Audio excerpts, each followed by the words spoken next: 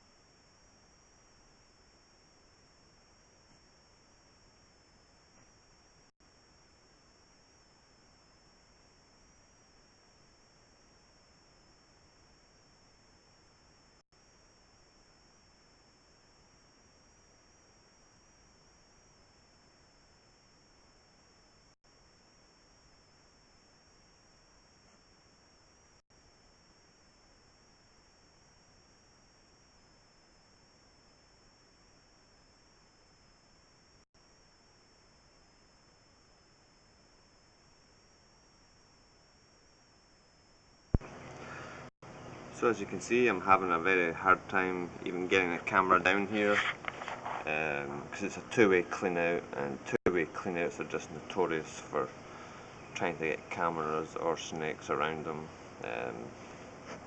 But anyway, I'm going to pause it for a second and get the camera in there because who knows how long this is going to take.